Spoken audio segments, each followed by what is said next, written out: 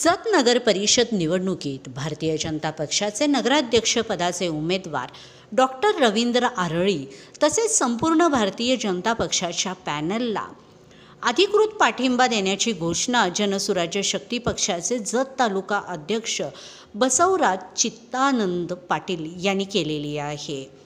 या निर्णयामुळे जत नगर परिषदेत सक्षम, पारदर्शक आणि विकासाभिमुख प्रशासन उभे राहील असा विश्वास बसवराज पाटील यांनी व्यक्त केलेला आहे।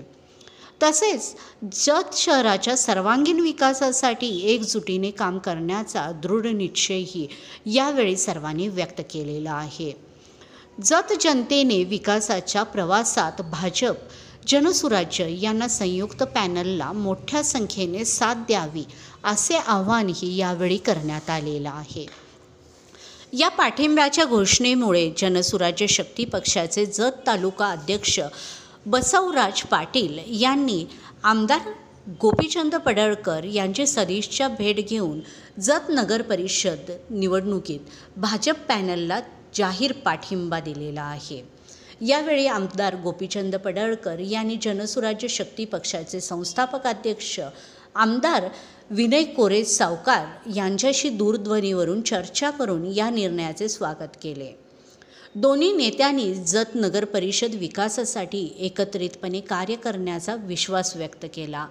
यावेळी सरदार पाटील, सुनील पवार, डॉक्टर सार्थक हिट्टी, रवींद्र शेगावे, चंद्रकांत गुडोडगी, सौ श्रुती हिट्टी यांच्यासह भाजप, जनसुराज्य पक्षाचे पदाधिकारी मोठ्या संख्येने उपस्थित होते।